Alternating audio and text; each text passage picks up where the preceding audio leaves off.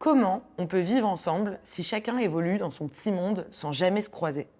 C'est la question que je vais poser à Gabriel Alperne, philosophe de l'hybridation. Alors, l'hybridation, c'est un concept un peu compliqué. Vous savez, cette histoire d'huile d'olive et d'eau, quand on les mélange, ça reste mélangé, alors que du café et du lait, quand on les mélange, ça donne une troisième substance qui est du café au lait. Enfin, dit comme ça, c'est un peu fumeux, mais Gabriel va tout nous expliquer. Quand j'ai découvert l'existence de Gabriel Alperne, je me suis sentie tellement moins seule. Tout à coup, il y avait une philosophe qui théorisait tous mes constats. Parce que moi, j'ai commencé en faisant de la politique, puis après j'ai bossé dans les associations, les ONG, les fondations d'entreprise. Après, j'ai créé ma boîte qui s'appelle d'ailleurs Coalition. Coalition parce que j'avais vraiment la conviction qu'il fallait relier les mondes pour faire avancer un thème qui m'est cher, à savoir la transition écologique et sociale. Et que finalement, si on n'était pas capable d'hybrider tous ces champs, tous ces endroits qui avancent dans leur coin de la société, on n'arriverait jamais à faire changer les choses. C'est exactement ce que théorise et ce que raconte Gabrielle Alperne. D'ailleurs, elle sort un nouveau livre, on va pouvoir en parler ensemble ce matin. Bonjour Gabrielle. Bonjour Flora. Bon, on va quand même commencer par le commencement. Tu es la philosophe de l'hybridation, enfin c'est comme ça que je t'ai présentée en tout cas. Qu'est-ce que l'hybridation ? Alors, effectivement, ça commence d'entrée de jeu. Alors, l'hybridation, pour moi, c'est cette idée de créer des ponts entre les mondes. Alors, ce terme peut faire un peu peur, hein, un côté un peu barbare dans ce terme, mais vraiment, c'est vraiment tout simplement cette idée de créer des ponts entre les mondes et en fait de mettre ensemble des choses, des métiers, des générations, des secteurs, des territoires qui, a priori, n'ont pas grand-chose à voir, à faire ensemble, mais justement, mis ensemble, vont permettre de créer quelque chose de nouveau. Voilà, de nouveaux lieux, de nouveaux métiers, de nouveaux modèles, de nouveaux mondes, en somme. Oui, donc on hybride pour créer des nouveaux mondes, mais pourquoi aurait-on besoin de créer des nouveaux mondes ? Alors, en fait, cette philosophie de l'hybridation, enfin, si j'ai décidé de la construire et en tout cas de nourrir une pensée par rapport à cette question de l'hybridation, en fait, c'est parce que on ne se rend pas compte, mais si notre rationalité était très très utile au début de l'humanité pour pouvoir faire en sorte que l'être humain puisse comprendre le monde qui l'entoure, les phénomènes naturels, construire les sciences aussi, force est de constater que notre rationalité, malheureusement, s'est un peu rigidifiée au fil des siècles, au point de transformer notre cerveau en usine de production massive de cases. Et en fait, on ne se rend pas compte, mais on fait ça toute la journée. Voilà, toute la journée, on range notre conjoint dans une case, nos amis, nos collègues, les métiers. Alors, il y a les métiers manuels, des métiers intellectuels. On fait ça avec les générations. Il y a les jeunes, il y a ceux que l'on appelle pudiquement les seniors. En fait, on fait ça avec tout et tout le monde. Et ce faisant, eh bien, en fait, on construit des frontières absurdes et artificielles entre les mondes. Et donc, c'est comme ça qu'on renforce les fractures au sein de notre société. Donc, il y a besoin de relier les mondes, de créer des ponts entre les mondes, d'établir des ponts entre les générations, les métiers, etc. Tu veux dire qu'on est devenu une usine tayloro-fordiste ? C'est terrible, c'est exactement ça. C'est exactement ça. Exactement, oui. Et c'est terrible parce que notre cerveau, en fait, malheureusement, pense comme ça. Voilà. En fait, on raisonne, mais on ne pense plus.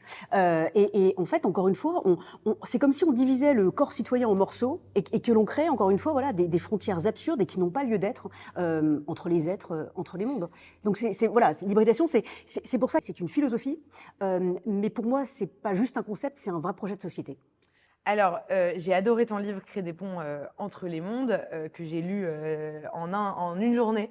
Vraiment, j'ai trop aimé. Bon, pour plein de raisons, on va en parler bien sûr. D'abord pour une raison politique, qui est qu'on pose le constat depuis des années de l'archipélisation de la société, pour reprendre le terme de Jérôme Fourquet, mais qui a été théorisé de plein de manières. Mais vous savez, une archipel, c'est une succession de petites îles, et ça voudrait dire que l'État-nation français n'est plus capable de faire corps, et qu'on est divisé en plein de petits îlots, plein de petits silos. Et donc ça, tout le monde le dit depuis 10-15 ans. Je cite l'archipel, qui va avoir bientôt 10 ans, le livre, mais il y a plein d'auteurs qui parlent de ça. Moi, je suis souvent un peu frustrée par ce constat, parce que bien qu'il soit plutôt vrai et plutôt consensuel, je trouve que se limiter au constat, c'est jamais bon, parce que c'est pas ça qui nous permet d'avancer. Toi, dans ce livre, il y a un truc incroyable, c'est que tu prends le contre-pied, parce que, enfin, c'est pas le constat qui t'intéresse, c'est comment on va de l'avant, c'est la prospective, c'est comment on change. Et d'ailleurs, tu passes assez peu de temps sur les constats dans ton livre. Ce qui t'intéresse, c'est vraiment l'action, la mise en action. Donc, mon premier intérêt, il est politique, c'est que je trouve qu'on passe beaucoup de temps à faire des constats de ce qui va mal et on passe assez peu de temps à parler, à réfléchir. C'est moins sexy dans les médias peut-être aussi de réfléchir aux solutions. Mon deuxième attrait pour ton livre, il est personnel, c'est que, tu sais, moi, donc j'ai créé une entreprise qui s'appelle Coalition. Je veux tout le temps créer des ponts entre les mondes, c'est ma philosophie de vie. Et toi, tu es la philosophe qui a théorisé mon action et mon constat. Alors déjà, la première chose, est-ce que personnellement, tu t'es intéressée à la question des ponts parce que tu te sentais à ta place un peu nulle part? Alors, c'est une grande question. En fait, j'adorerais pouvoir rebondir sur ce que tu as dit Bien sûr. précédemment par rapport à la question de l'archipélisation. Parce qu'en fait, Bien sûr. voilà. Alors, Et après, attendez, promis, je on fait réponds à une la première. question. Alors, d'abord, politiquement, Ouais. comment tu réponds voilà, à ce constat de l'archipélisation? Et après, plus personnellement, pourquoi toi, ça t'intéresse de relier les mondes? Oui. Alors, par rapport à la première question, oui, effectivement, l'archipélisation, tout le monde en parle. On ne parle d'ailleurs plus que de ça. C'est une espèce de discours qu'on nous vend finalement depuis des années. Et en fait, moi, il y a plusieurs choses qui me posent un vrai problème par rapport à cette question-là. D'abord, en fait, c'est la grande mode de dire on n'a jamais été autant divisé. En fait, c'est pas vrai parce qu'honnêtement, enfin, je veux dire, on lit les mémoires du général de Gaulle, c'est ce que j'ai fait cet été. On lit Rousseau à son époque déjà. En fait, on a toujours été divisé. Voilà, les Français ont toujours été divisés. À la limite, c'est presque un sport national. Donc en fait, le côté on n'a jamais été autant divisé, il n'y a jamais eu autant de fractures, ça n'est pas vrai. Donc déjà, je pense que c'est important déjà de resituer les choses. Deuxièmement, oui, bien sûr, il y a des divisions. Mais moi, ce qui m'intéresse, c'est aussi de faire attention à des petits signaux faibles, des choses que l'on ne voit pas. Vous savez, c'est un peu comme quand on va dans un musée. On regarde un tableau, il y a 1000 manières de regarder un tableau. Alors on peut regarder effectivement les choses qui sont, oui, bien au centre, bien, enfin voilà. Et puis on peut aussi peut-être faire attention à des détails, des petites choses qui semblent anodines, mais qui l'air de rien peut-être donnent des raisons d'espérer. Et moi ce qui m'intéresse, c'est effectivement, oui, parmi toutes ces divisions, il y a quand même des choses. Il y a des choses qui avancent, il y a une évolution, il y a une tendance d'hybridation. Il y a de plus en plus de choses qui se mêlent, qui s'entremêlent, des maisons de retraite qui se transforment en crèches, des écoles rurales qui se transforment en épiceries solidaires, des choses comme ça, on se dit, là il y a peut-être une tendance à l'œuvre qui donne des raisons d'espérer, effectivement, qui mérite qu'on s'y intéresse. Donc ça déjà, c'est une première chose par rapport, pour moi, l'hybridation, évidemment, oui, c'est l'anti-archipélisation, et voilà.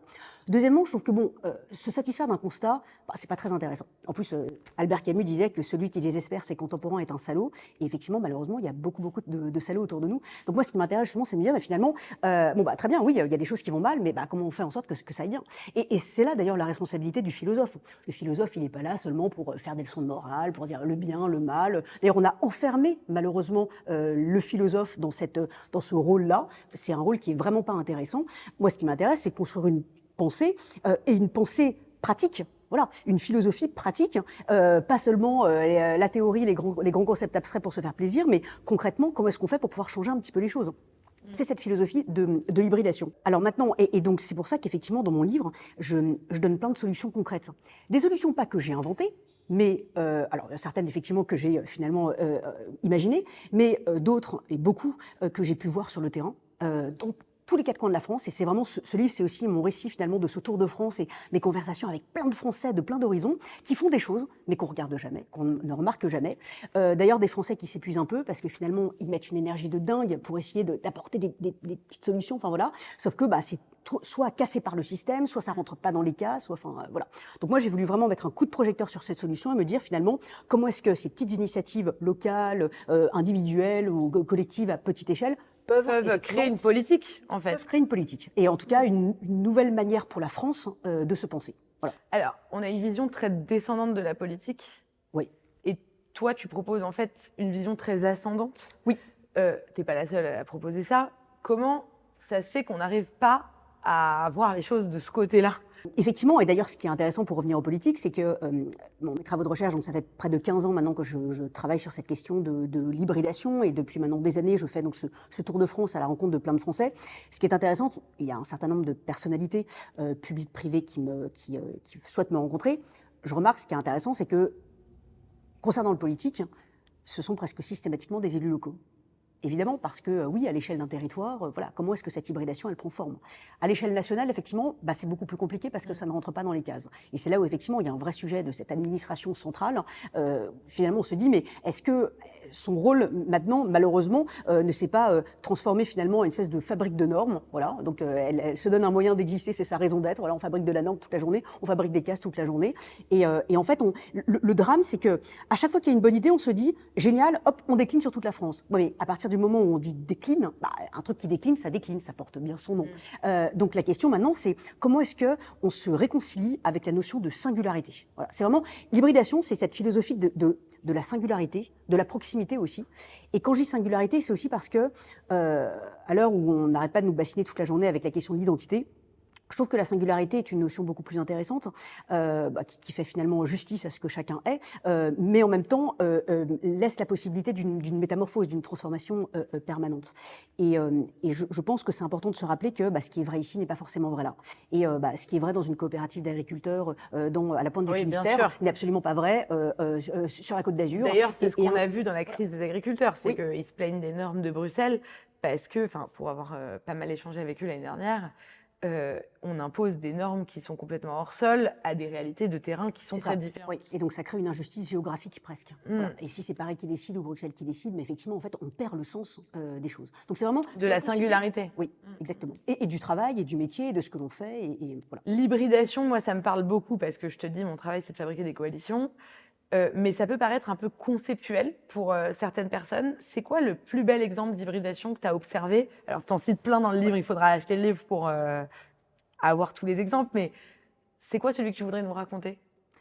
Alors, c'est vraiment, vraiment difficile parce qu'il y en a plein et en plus, c'est terrible de ne pas pouvoir rendre justice à chacun. En tout cas, il y a, allez, je vais en prendre un qui, effectivement, qui parlera à tout le monde parce qu'on est tous concernés par cette question-là de près ou de loin, c'est la question du vieillissement et des maisons de retraite. Et c'est vrai que j'aime beaucoup la maison de retraite, les Jardins d'Haïti, qui est à Marseille, qui est une maison de retraite complètement hybride. D'ailleurs, honnêtement, quand on rentre là-dedans, c'est plus tout une maison de retraite. C'est vraiment devenu un lieu complètement, un lieu de vie. Il y a une crèche, il y a un restaurant délicieux. Il y a des étudiants qui souvent viennent en coworking et puis à la fin de la journée viennent faire une partie de cartes avec les résidents de cette maison de retraite. Il y a des cours de danse maintenant, des cours de théâtre, du dessin, voilà, plein de choses qui sont organisées. Et c'est vraiment finalement, c'est devenu une sorte de point de repère dans ce quartier-là. Et je trouve que c'est intéressant parce que c'est une remise en question totale finalement de ce que de ce qu'on a toujours dit sur la vieillesse, sur voilà, on met toutes les personnes âgées ensemble, enfin voilà. Et si je prends toujours cet exemple de la maison de retraite, c'est parce que il y a vraiment urgence. En plus, au vu de la transition démographique, il va y avoir de plus en plus de personnes âgées et notre capacité à continuer à embrasser les personnes âgées dans notre société va être important. Donc voilà, ça pour moi c'est un exemple concret. Et c'est comment est-ce qu'on repense les maisons de retraite, comment est-ce qu'on va repenser les écoles, comment est-ce qu'on repense l'hôpital. Voilà. Et là, il y a tous ces lieux, tous ces métiers qui nécessitent effectivement d'être repensés. Comment on est arrivé à une société autant... Alors, je t'ai dit tout à l'heure, on est un modèle tayloro-fordiste dans nos cerveaux. Ça s'explique évidemment par l'histoire économique, mais comment on est arrivé à être autant robotisé? D'ailleurs, tu finis ton livre sur la question de Oui. l'homme-robot, parce que c'est un peu le risque, c'est un peu le danger. Comment on est arrivé jusqu'à un tel point de non-hybridation? Quel est le mot opposé à l'hybridation? La catégorisation. La catégorisation. Là, Comment oula. on est arrivé dans un monde aussi catégorisé? Parce qu'en fait, on a cru, et on voit qu'on s'est trompé, on a cru que c'était une manière, en fait c'était au nom de la productivité, de la performance, en fait un gain de temps, en fait, que finalement on allait pouvoir faire les choses beaucoup plus rapidement, travailler plus rapidement. La division du travail, si on prend ça très concrètement, j'ai beaucoup travaillé sur la question du monde du travail de demain, en allant justement dans des usines, des entrepôts, en allant parler avec plein de métiers différents pour voir cette question-là de la division du travail. Et en fait, depuis Adam Smith, on est convaincu que la division du travail, c'est le nec plus ultra de la productivité. Chacun est hyper spécialisé sur sa micro-tâche et les vaches seront bien gardées. Le problème, c'est qu'en fait, on s'est rendu compte que ce que l'on gagne en amont, en termes de gains de productivité, en fait, on le perd en aval, en difficulté à se coordonner, à partager des informations et surtout en fait en sens. Parce que chacun est tellement hyper spécialisé sur ce qu'il a à faire qu'il perd totalement le sens de l'action collective. Et en fait, il n'y a même plus d'ailleurs de responsabilité individuelle et d'ailleurs même plus de responsabilité collective, parce que finalement, c'est pas de ma faute, c'est l'autre qui est finalement à l'autre bout de la chaîne. Voilà. Donc en fait, cette division du travail, elle a fait énormément de mal. Et encore une fois, en fait, on a cru que c'était un gain de temps. Ce qui n'est pas vrai, parce qu'on voit tout le temps perdu en termes de conflits, faute d'avoir su impliquer les bonnes personnes en amont, en termes d'incapacité à partager les bonnes informations, en termes de création de silos, en termes organisationnels, et surtout, encore une fois, en plus, en perte de sens. Voilà. Et quand on est déresponsabilisé, on perd un peu le sens de la vie. Oui, et le sens de son travail, le sens de ce que l'on est aussi. Et là, je vais donner un exemple très concret pour voir c'est quoi l'hybridation dans le monde du travail. Par exemple, j'ai été sur la question notamment des métiers pénibles ou des métiers difficiles. Je reprends toujours cet exemple de maison de retraite. Alors là, c'est une autre maison de retraite. Un directeur qui voulait embaucher une femme de ménage. Bon, femme de ménage, c'est un métier qui est extrêmement difficile. En plus, dans une maison de retraite, c'est encore plus difficile. Et ce directeur est tombé sur une candidate un jour qui lui a expliqué, voilà, moi, il se trouve que j'aime beaucoup chanter. Bon. Et en fait, il y a une sorte de contrat moral entre eux, de manière à ce que finalement sa fiche de poste soit un peu hybride et que 4 jours par semaine, elle soit femme de ménage et que le dernier jour, elle puisse se former sur de la médiation culturelle, donc un vrai temps de formation et d'acquisition de nouvelles compétences, de manière à ce que progressivement, elle passe 2 jours et demi, femme de ménage, et qu'elle puisse créer et diriger une chorale au sein de cette maison de retraite. Et puis après, devenir directrice de la médiation culturelle. En fait, ça, je trouve que c'est génial, parce que dans toutes les questions sur ces métiers que l'on a réduits, ces tâches ingrates, pénibles, difficiles, où finalement c'est toujours les mêmes qui les font, comment justement on redonne du sens à des métiers, on redonne du sens aussi aux personnes qui les exercent.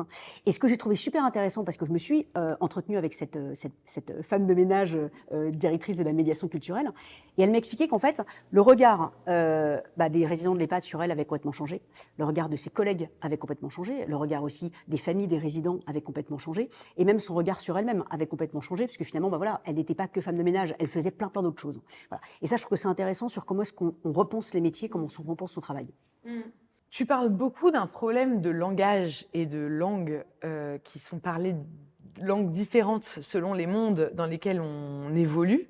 J'ai adoré un paragraphe sur ton passage dans le monde corporate où tu dis ce pays a une langue bien à lui, donc tu parles du cabinet de conseil dans lequel tu travaillais, des codes et des rituels spécifiques, des castes et des dogmes, un humour et des expressions qui font rapidement de vous un étranger. Un étranger qui est confronté à un dilemme, faire une demande de carte d'identité et devenir un citoyen dans ce monde en ébullition, ou bien demander une simple carte de séjour qui donne l'avantage de rester spectateur.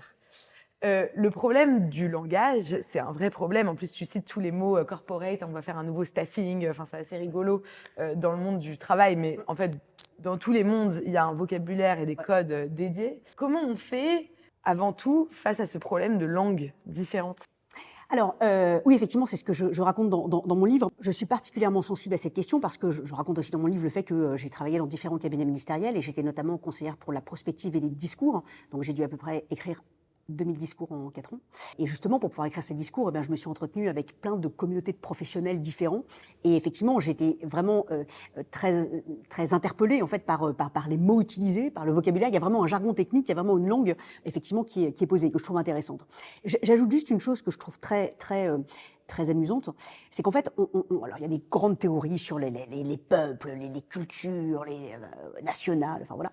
En fait, je ne sais pas si ça vous est déjà arrivé, mais par exemple, quand on est dans un hôtel à l'autre bout du monde, enfin voilà, en fait, c'est très intéressant de remarquer que finalement, en fait, il n'y a rien qui ressemble plus à un architecte italien qu'un architecte espagnol ou français, ou enfin voilà, ou un avocat, enfin, en fait, c'est fou, on ne se rend pas compte à quel point le métier que l'on exerce, en fait, nous définit plus, nous détermine plus même, d'ailleurs, que notre nationalité. Bien sûr. Et ça, c'est un truc qui me fascine. Ou même dans un dîner mondain, on voit, il y a tous les assureurs d'un côté, les banquiers d'un côté, les consultants de l'autre. Enfin, voilà, chacun se retrouve comme s'il y avait effectivement une espèce de tribu, de clan, qui se retrouvent par rapport effectivement à ces identités professionnelles. Donc c'est pour ça que ça m'a beaucoup interpellée. Effectivement, il y a des langages propres à chacun. En tout cas, moi, ce que j'explique dans ce livre, c'est qu'en fait, c'est là où on a besoin justement de centaures, c'est-à-dire cette figure hybride mythologique, donc qui est mi-homme, mi-cheval, hein, qui a un pied dans plusieurs mondes, effectivement, parce que cette personne a pu travailler, par exemple, je sais pas, dans le monde politique et puis dans le monde de la recherche, dans le monde de l'administration. En entreprise, par exemple. Exactement. Oui, quoique, mais ça, on pourra y revenir. Oui. En fait, cette personne, finalement, peut servir de traducteur entre les mondes, de métisseur entre les mondes. Et finalement, quand un chercheur doit parler avec le politique, un vrai sujet, le savant et le politique, voilà, Max Weber. Mais en tout cas, quand deux mondes se rencontrent, finalement, comment faire en sorte qu'ils parlent la même langue ? On a besoin de ces centaures, voilà, de ces personnes qui sont un peu hybrides. Voilà. Des traducteurs culturels. Voilà, exactement. Mais pas seulement d'ailleurs même culturel, mais en fait, c'est tout un univers effectivement à traduire pour justement créer ces ponts entre les mondes. Sauf que très souvent, ces centaures, on les maltraite, on les regarde d'une drôle de façon, ils sont un peu trop hybrides, ils suscitent la méfiance, la suspicion. Voilà, on a un peu de mal avec ces figures de centaures. Donc moi, en tout cas, dans mes travaux, j'ai vraiment voulu les réhabiliter et montrer qu'au contraire, entre guillemets, on a vraiment besoin de centaures et malheureusement, on crève des pur sang, quoi. Justement, je me suis vachement demandé en te lisant qu'est-ce qui t'emmenait à visiter autant de mondes différents dans ton expérience de philosophe et à t'intéresser à cette question, parce que j'y voyais un parallèle avec ma propre expérience. J'ai démarré en fait en me disant que j'allais trouver mon espace. Et puis, je commence à me faire à l'idée que je ne vais pas le trouver. Parce que j'ai démarré en politique en me disant, moi, je veux changer les choses, c'est là que ça se passe. Après, je me suis dit, ouf, en politique, on parle quand même beaucoup des problèmes. Moi, j'ai envie de parler des solutions. Je suis allée dans l'entrepreneuriat. Après, je me suis dit, il y a quand même beaucoup de bullshit dans cet environnement très Startup Nation, etc. En fait, je vais aller dans les associations. Après, je me suis dit, waouh, il y a peu de pouvoir d'agir dans les associations parce qu'il y a peu de moyens. Je vais aller dans le conseil, etc. Bah, vous pourrez vous raconter ça pendant 2 heures, mais tout ça pour dire qu'à la fin, je me suis un peu fait à l'idée que j'étais un peu de partout et en même temps un peu de nulle part. Est-ce que c'est un peu cette même conviction qui t'a emmené voir un peu partout? Et est-ce que, par ailleurs, tu plaides pour le Centaure, mais peut-être qu'on est minoritaire, peut-être qu'il y a une majorité de gens, enfin si tu te reconnais là-dedans, bien sûr, peut-être qu'il y a une majorité de gens qui sont très à l'aise dans un milieu culturel et qui peuvent y rester toute une carrière, toute une vie, sans même se demander ce qui se passe de l'autre côté de la rue. Oui, alors il y a 1000 choses. Alors oui, effectivement, désolée, j'arrête pas. non, non, Je suis absolument passionnée par ton non, mais sujet, c'est donc je te pose 10 questions en une à chaque fois. c'est très bien, et c'est très bien, au contraire. Une interview vraiment. Non, alors effectivement, ton parcours est très intéressant et résonne tout à fait. En fait, c'est comme une quête, voilà, un compte initiatique, un parcours initiatique. Oui, effectivement, moi je crois pas qu'on est commissaire au plan de sa vie et que dans 2 ans je ferai ça, dans 3 ans je ferai ça. En tout cas, il y a peut-être des gens qui se pensent leur vie comme ça. Je trouve que c'est terrible. Et il y a aussi effectivement, oui, des rencontres, des expériences à faire, d'ailleurs heureuses, malheureuses, mais effectivement qui font que petit à petit on apprend à se connaître, à savoir ce qu'on n'aime pas, ce qu'on veut pas et savoir ce que l'on veut faire. C'est vraiment ce que j'explique dans toute la première partie de mon livre. En fait, moi, vraiment, le vrai aiguillon qui a fait que justement je suis sortie de ce monde de la philosophie, c'est que quand je suis arrivée à Normal Sup en 2008, voilà, c'est la crise financière, le monde s'écroulait, tout le monde me disait oui, bon, les philosophes, on n'a pas besoin d'eux, le monde s'écroule. Bon. Et c'était quelque chose qui m'énervait. Et en même temps, quand je regardais autour de moi, bon, bah, de fait, oui, bah, on faisait des commentaires de texte de Descartes et de Spinoza toute la journée. Je me disais, bon, honnêtement, si c'est ça le rôle du philosophe dans la cité, bah, je comprends que les gens n'y croient plus. Voilà. Donc je me suis dit, bah, effectivement, bah, il va falloir peut-être se remettre en question. Voilà. Le problème, c'est pas la société, c'est le philosophe. Donc il faut que le philosophe se remette en question. Et donc j'ai voulu essayer de comprendre, mais finalement, où est la place du philosophe? Voilà. La cité, c'est large, la société, c'est large. Où est-ce qu'elle a sa place? Dans le monde économique, dans l'entreprise? Est-ce qu'elle est dans le monde, alors là, peut-être plutôt religieux? Et donc, effectivement, j'ai étudié pendant 1 an la Bible à Jérusalem. Est-ce qu'elle est effectivement dans le monde start-up, enfin, voilà, bon, ou politique? Voilà. Donc là, effectivement, j'ai voulu aller au cœur de ces mondes pour pouvoir essayer de comprendre où était un rôle possible. Et effectivement, au vu de tout ce parcours, je me suis rendu compte que bah, finalement, voilà, le philosophe ne doit surtout pas s'enfermer dans une case, il ne doit surtout pas s'enfermer dans un monde, mais justement, il doit être en mesure de créer ses fameux ponts entre les mondes. Et là où c'est très important, et c'est vraiment pour moi mon combat, ce plaidoyer aussi pour le nouveau rôle du philosophe aujourd'hui, c'est que le monde des idées confortables, en fait, c'est beaucoup trop confortable. Voilà. Le philosophe, il doit se confronter au réel. C'est le courage d'aller au réel. Et en fait, il y a beaucoup de philosophes aujourd'hui qui nous parlent du monde du travail. Voilà. Mais en fait, ils ne savent pas du tout ce que c'est que l'entreprise. Voilà. Ou alors qu'ils vont nous parler de politique. Sauf qu'en fait, ils ne savent pas du tout ce que c'est que la politique. Mais les philosophes, comme les chercheurs globalement, ils sont victimes aussi de la silotisation du monde, puisque c'est hyper mal vu. Enfin, je connais quelques chercheurs, c'est hyper mal vu quand tu vas dans les médias, c'est hyper mal vu quand tu vas en entreprise. Toi-même, ton prof à Normal t'avait dit... Effectivement, quand je lui ai fait part de mon souhait de m'intéresser un peu au monde de l'entreprise, parce qu'on était en 2008, il y avait plein d'entreprises qui commençaient à mettre les clés sous la porte, et enfin voilà, m'a dit, vous allez prostituer votre intelligence aux forces du CAC 40. Bon, c'est un peu intense comme phrase. Ah bah oui, effectivement. Tu l'avais pris comment? Ça m'a beaucoup interpellée, et finalement, je me suis dit, si je suis pas là, c'est-à-dire que si je suis pas à dialoguer avec justement les forces du CAC 40, en fait, elles changeront jamais, elles se remettront jamais en question. Elles resteront dans leur monde, je resterai dans le mien, je continuerai du haut de ma chair à faire des leçons de morale au monde entier, mais finalement, quelle sera mon utilité? Voilà. Mais il faut du courage. Oui. Quand on a un prof qui nous dit vous allez prostituer votre intelligence. Oui, en tout cas, je pense que... Non, parce que je te dis ça parce que ça fait aussi quoi mon expérience. Moi, quand je suis en entreprise, on me voit comme une espèce de décroissante zadiste. Quand je suis avec les forces de gauche, on me voit comme une capitaliste, parfois macroniste. Quand je suis avec des gens qui écrivent des livres à plein temps, on se demande pourquoi moi je me permets d'écrire des livres. Et en fait, c'est vrai qu'il faut quand même du courage pour naviguer entre les mondes, puisque dans chaque monde, on crée un peu des digues et une forme de... Des frontières. Oui, mais surtout une forme de domination culturelle de son monde, enfin une croyance de domination culturelle de son monde. Voilà, le philosophe, il pense que aller dans le CAC 40, c'est absurde, mais je connais des cadres du CAC 40 qui pensent qu'aller ailleurs, c'est absurde aussi. Oui. Et je connais, enfin voilà, et on peut dire ça à l'infini. Oui, alors oui, effectivement, le courage, et en fait, au-delà du courage, en fait, c'est un amour immense pour la liberté. Et d'ailleurs, c'est vraiment ça, l'amitié. Un mot qui devait peut-être résumer ce livre, en fait, c'est la liberté. Voilà. Moi, j'ai jamais voulu qu'on m'enferme dans une case.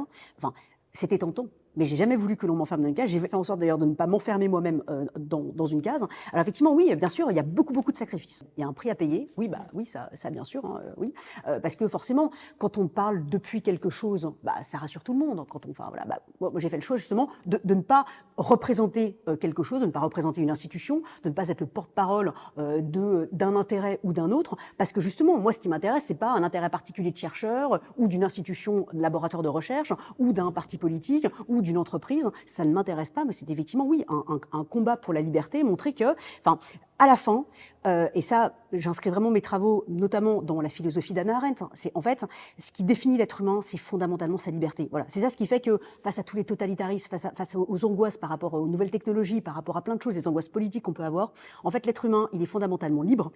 Et même si parfois certains essayeront de mettre un couvercle sur cette liberté, encore une fois, elle définit notre humanité.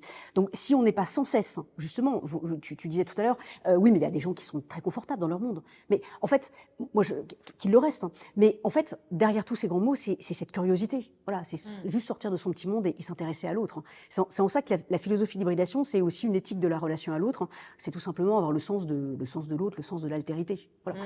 Et la liberté, c'est aussi ça. D'ailleurs, sortir de soi et aller vers l'autre. Il y a un de tes livres qui s'appelle Tous centaures, oui, où tu considères qu'on doit tous, ou qu'on peut tous en tout cas, être centaures. Oui, c'est pas le luxe de quelques-uns. Mais pour ça, il y a une révolution culturelle. Tout à fait, oui, et qui commence d'ailleurs. Et il y a un vrai sujet effectivement par rapport à la question de l'éducation, l'école. Je suis beaucoup en train de travailler sur cette question-là, et il y a effectivement, oui, une vraie révolution à faire. Tout à fait. Oui. Parce que c'est à l'école qu'on commence les silos, les maths, l'histoire géo. C'est exactement ça. Tout à fait. Le français. Voilà. T'es plutôt littéraire ou scientifique? C'est exactement ça. T'es plutôt pro ou général? Enfin, tu veux faire un bac pro ou un bac général? T'es plutôt en gros technique ou intellectuel? Enfin. C'est exactement ça. En fait, on se fait mettre dans des cases très tôt. En fait. C'est exactement ça. Donc, il y a une vraie révolution, effectivement, à l'école à faire. Et en fait, ce qui m'amuse, c'est qu'il y a plein de spécialistes en sciences de l'éducation qui font des grands discours et des grandes choses. Je pense que ce sera intéressant de se tourner vers des choses qui existent et qui sont vraiment intéressantes d'un point de vue pédagogique. C'est l'enseignement agricole. Voilà, on en parle assez peu. Et l'enseignement agricole est très pluridisciplinaire. Il y a une manière d'enseigner qui est vraiment intéressante, notamment avec beaucoup plus de cartes blanches, finalement, laissées aux enseignants. Et ce que je trouve aussi très intéressant dans l'enseignement agricole, c'est le lien avec le territoire. D'ailleurs, la deuxième mission qui est confiée au lycée agricole, enfin aux établissements agricoles, c'est le fait de contribuer à la dynamique du territoire. Et ça ne devrait pas être finalement le rôle que des écoles agricoles, mais finalement de toutes les écoles, et même de tout lieu dans un territoire. Une usine, une association, une maison de retraite, un musée, enfin voilà, tout acteur d'un territoire doit participer à la dynamique du territoire. Et je donne un exemple super concret. L'éducation hybride, c'est quoi? Depuis des années, on fait faire des dictées aux enfants pour leur apprendre la grammaire, l'orthographe, et à la fin de l'année, ces dictées finissent à la poubelle, des bouts de papier absurdes, alors qu'en fait, on pourrait très bien leur demander d'apprendre la grammaire, l'orthographe, en leur demandant d'écrire des lettres pour les personnes âgées qui sont dans la maison de retraite à côté de l'école. Et là, ils comprendraient que la grammaire et l'orthographe, c'est pas pour les embêter. En fait, c'est tout simplement pour pouvoir être compris de l'autre. Et donc là, ça donnerait du sens à la grammaire et l'orthographe. Voilà. C'est ça l'hybridation. C'est l'école pas dans son petit îlot isolé au milieu de l'océan, comme un archipel, comme une petite île, mais au contraire, voilà, comment est-ce qu'elle se tourne vers l'extérieur et comment on donne du sens au territoire dans lequel on est. C'est très juste. Et d'ailleurs, je ne sais pas ce que tu en penses, mais je trouve qu'on pense et on investit très peu la question de l'espace. Et toi, tu parles beaucoup de tiers-lieux, de maisons de retraite, de classes, de salles de classe, de lycées agricoles. Tout ça, c'est avant tout des lieux, des espaces physiques. Or, on a quand même un gros problème à investir les lieux. Enfin, je sais pas, je parle juste à Paris, parce que je suis parisienne. On a des mairies d'arrondissement dans chaque arrondissement. Ça fait quand même beaucoup de mètres carrés, tout ça. On a beaucoup de mal. J'ai vu que la mairie de Paris-Centre proposait de prêter des salles pour les Parisiens qui veulent organiser les anniversaires de leurs enfants. Très chouette de faire le goûter d'anniversaire de son enfant dans une mairie. Pourquoi pas? C'est super sympa. Mais on pourrait quand même... Nous, par exemple, en tant que citoyens, on n'a jamais mis un pied dans la mairie. Parce qu'en plus, maintenant, les services juridiques administratifs, ils se font en ligne, en plus. Donc, on a encore moins de raisons. Donc, comment on réinvestit cette question de l'espace? Parce que je trouve qu'il n'y a rien de plus concret que l'espace, un lieu, quoi. Penser à un café, un restaurant, une école, c'est concret, c'est clair pour tout le monde. Mais pourtant, penser l'espace, c'est très abstrait. Oui, je ne sais pas si tu vois ce que je veux dire. C'est effectivement une notion qui est très importante pour moi. Mais en fait, j'ai une question que je me pose toujours, toute la journée. En fait, c'est me dire finalement, telle réunion, si on l'avait faite dans une autre pièce, est-ce qu'on aurait abouti à la même conclusion? Ah bah, c'est Ce sûr que café non. avec cet ami ou cet amoureux, finalement, est-ce que on aurait pris ce café dans le café d'en face? Est-ce que finalement on se serait embrassé ou pas? Est-ce qu'on se serait disputé ou pas? Est-ce que, enfin, voilà, on ne se rend pas compte à quel point les lieux peuvent nous déterminer aussi dans notre manière d'être. Moi, ça m'a beaucoup impressionné quand j'étais en cabinet ministériel parce que j'ai travaillé dans plein de ministères différents, des ministères à la fois hyper modernes, donc bon, bah, ministère de l'économie et des finances à Bercy, et puis bon, après les salons dorés, effectivement, au ministère de la justice. Et en fait, on ne pense pas de la même manière, on n'écrit pas de la même manière quand on écrit dans un bureau moderne ou dans un autre. Voilà. Et on ne se rend pas compte à quel point, justement, les lieux, les couleurs, les formes, une salle carrée, une salle rectangulaire, mais en fait, ça a un impact. Voilà. Donc, oui, effectivement, il y a un vrai sujet sur la question des lieux. Et pour revenir à la mairie, oui, il y a des mairies qui sont extrêmement innovantes et de plus en plus hybrides, notamment par exemple une mairie qui a eu l'idée qui organise des cours d'informatique pour les personnes âgées dans la journée, sachant que c'est intéressant. Donc la mairie école, la mairie aussi pour le coup un peu centre d'action sociale. Donc là c'est intéressant. Une mairie qui avait un peu de place et donc a pu aménager une pièce de manière à faire un petit dortoir pour des femmes qui dormaient à la rue avec leurs enfants auparavant. Et donc il y a une petite buanderie, une petite cuisine pour qu'elles voilà. Et donc là c'est intéressant parce qu'on se dit finalement la mairie, tu dis oui, on n'y va pas souvent, ou alors sinon on y va pour des démarches administratives qui embêtent tout le monde, ou alors éventuellement pour un mariage. Bon, mais c'est pas voilà. Et là, effectivement, c'est intéressant de se dire, là, la mairie peut jouer un autre rôle dans notre vie. Et en fait, c'est aussi une manière de rendre le politique palpable. Et je pense que très souvent, les citoyens se disent, mais enfin, on a l'impression que le politique, ils sont tellement loin de nous. Comment est-ce qu'on peut toucher? Enfin, voilà. C'est ça aussi la citoyenneté, c'est comment est-ce que l'on se réapproprie un lieu politique, ou en tout cas qui a une dimension politique, et on en fait un lieu qui peut nous parler. Mais il manque une fonction qui est le médiateur culturel partout. Parce que pour avoir des traducteurs de langue, enfin, c'est vrai que je vois souvent, je suis confrontée souvent à ça, pour qu'un lieu, je sais pas, qui accueille une entreprise, accueille, je sais pas, des enfants, tout devient compliqué pour tout le monde parce que ça sort de case, il faut parler le langage des enfants, et donc, alors que tout le monde a des enfants chez soi, ou enfin voilà, a été enfant soi-même, enfin, et je trouve que le point qui est le plus juste, c'est le problème de la langue, parce qu'on on arrive dans un moment où on n'arrive plus à se parler parce qu'on parle tout simplement pas la même langue, quoi. Oui, alors effectivement, oui, il faudrait effectivement un peu plus de centaures.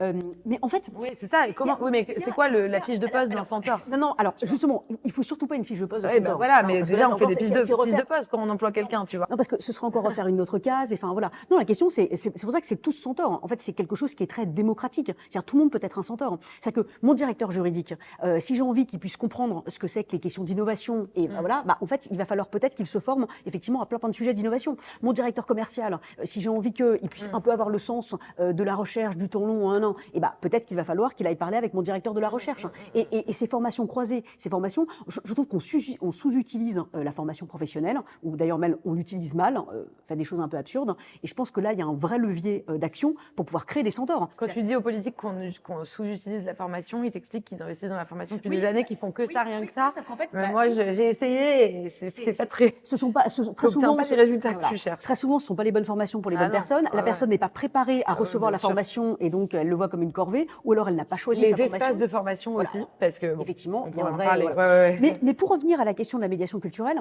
en fait, je reprends ces exemples de maisons de retraite, crèches, voilà, parce que c'est des exemples intéressants à mettre en parallèle avec l'exemple que tu donnes sur l'entreprise. En fait, c'est intéressant parce qu'un directeur d'une maison de retraite, lui, a fait travailler, en fait, a réuni tous les personnels, mais à la fois ceux qui travaillent dans la crèche, ceux qui travaillent dans le restaurant, ceux qui travaillent ici et là, non, et dans la maison de retraite. Donc, finalement, chacun ses savoir-faire. Voilà. En fait, vous allez finalement, vous apprendre des choses les uns les autres. Dans la médiation culturelle de ce que vous faites pour les enfants, il y a peut-être des choses qui pourraient être mises en place pour les personnes âgées et inversement. Il y a peut-être des choses qu'on peut penser autrement. Et en fait, il y a eu cette acculturation. C'est qu'en fait, il n'y a pas forcément besoin d'avoir le centaure. C'est en fait, tout le monde est un centaure parce que la personne qui travaille avec les personnes âgées, finalement, se dit, mais c'est vrai que ce collègue qui travaille avec les enfants, là, il y a peut-être des choses qui pourraient m'inspirer, il y a peut-être une bonne pratique, quelque chose que je pourrais... Enfin, voilà. Et donc, cette hybridation, cette métamorphose réciproque, elle se fait presque naturellement. Voilà. Très clair. Tu dis dans ton livre, constat que je partage, le premier mal de la France que j'ai souhaité explorer dans mes travaux de recherche est celui de la gouvernance, précisément parce qu'il me semble être celui responsable de tous les autres. En RSE, vous savez, la responsabilité sociale des entreprises, dans les mondes de la finance et anglo-saxon, on appelle ça ESG, Oui. écologie, sociale et gouvernance. Et je trouve ça toujours fou qu'on mette ça dans le désordre. Pour moi, c'est gouvernance, sociale, écologie, puisque la gouvernance, c'est le prérequis de tout changement, Oui. en fait, de toute transformation. Le social, bah, c'est encore plus important que l'écologie parce que ça sert à rien. Enfin, ça sert à rien de vivre sur une planète respirable si on ne fait pas attention aux humains. Enfin, voilà. Et je trouve que c'est hyper révélateur du fait qu'on prend les choses à l'envers. Je suis totalement d'accord pour dire que la gouvernance est le cœur de toute chose. Pourtant, c'est très compliqué d'œuvrer sur les modèles de gouvernance, de changer les gouvernances. Comment tu t'y prends, toi? D'ailleurs, c'est intéressant parce qu'en t'écoutant parler, oui, bah, d'ailleurs en français, on dit RSE, c'est-à-dire qu'on dit responsabilité, mais on ne parle pas de gouvernance. Non, Donc, c'est aussi responsabilité d'ailleurs. sociale des entreprises. Oui, oui. Donc, Gouvernance, c'est c'est même intéressant. pas présent dans Voilà, le... donc c'est Ouais, intéressant bien sûr. quand même. Donc ça nécessite d'être soulevé. Ouais. En fait, justement, j'ai vraiment voulu m'intéresser à cette question de la gouvernance parce que voilà, je dis, là, il y a un vrai sujet. J'ai fait donc il y a 1 an et demi un gros travail de recherche sur la question de la gouvernance partagée. Voilà. C'est quoi partager la gouvernance? Et donc je suis allée interroger finalement alors, des coopératives, des entreprises, d'ailleurs pas de l'économie sociale et solidaire, mais qui essayent de mettre en place des choses en matière de gouvernance partagée. Enfin voilà, en tout cas, des mondes extrêmement différents. Une grande entreprise mutualiste, enfin voilà. Et en fait, c'est intéressant parce que, alors déjà, gouvernance partagée, tout le monde a sa définition. Voilà. Est-ce que c'est une gouvernance horizontale? Est-ce que c'est une gouvernance participative? Alors, donc déjà, j'ai trouvé ça intéressant de se dire que finalement, tout le monde a un peu sa petite définition de la chose. Ce qui m'a frappé, c'est se dire que finalement, on parle beaucoup de diversité. Mais la diversité pour la diversité, en fait, c'est absurde. C'est comme l'innovation pour l'innovation. C'est absurde. La question, c'est, alors c'est très bien de mettre des gens très différents autour de la table, mais en fait, si chacun se transforme en porte-parole de son petit intérêt particulier, en fait, ça n'a aucun intérêt. Voilà. Donc la question de la gouvernance partagée, si l'on veut que ça fonctionne vraiment, donc conseil d'administration, comité exécutif, voilà. Si on veut que ça fonctionne vraiment, c'est-à-dire qu'il va falloir que chacun apprenne finalement à pouvoir à un moment donné peut-être aller voir un peu au-delà de son intérêt particulier. Voilà.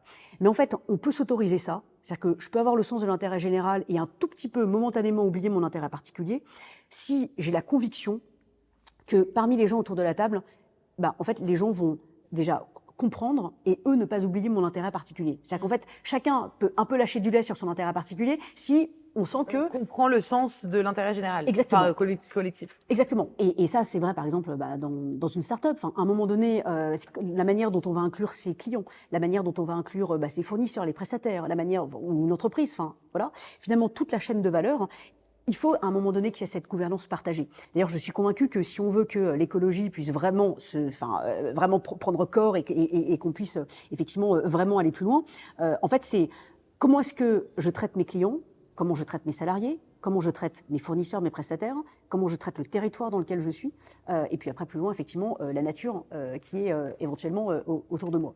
En fait, et s'il y a cette symétrie-là, et cet écosystème-là qui peut se faire, voilà, sauf que encore faut-il les impliquer et y penser dès le départ en amont.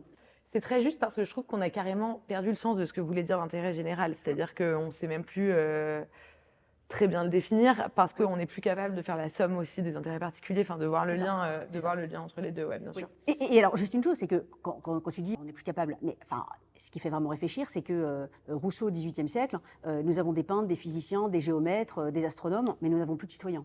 Voilà. Donc déjà à son époque, il faisait déjà le constat qu'effectivement, voilà. Chaque citoyen s'est enfermé dans son petit métier, dans son petit intérêt particulier, dans son donc petit ça a monde. toujours un peu été... Avec cette petite revendication, et moi ça c'est un truc qui m'a vraiment frappé pendant les différentes campagnes présidentielles qu'on a pu avoir. En fait, c'est ces émissions politiques dans lesquelles alors, il y a une somme de citoyens qui sont... de citoyens non, justement c'est ça le problème, une somme de personnes réunies dans le public qui interpellent le politique, l'infirmière, qu'est-ce que vous allez faire pour moi? Après on a le prof, qu'est-ce que vous allez faire pour moi? Le retraité, le jeune, en fait, qu'est-ce que vous allez faire pour moi? Mais ça peut pas être ça la politique. Et le problème, c'est qu'en fait, c'est là où le citoyen a disparu et on ne sait pas en fait qu'est-ce qui a commencé en premier, mais le politique, lui, du coup, agit par clientélisme. Donc, alors, voilà ce qu'il fait pour les jeunes, voilà ce qu'il fait pour les... Et surtout qu'on a des mesures de l'opinion totalement performante, ce qui n'était pas le cas il y a un siècle ou 2 siècles, avec les institutions d'âge et tout.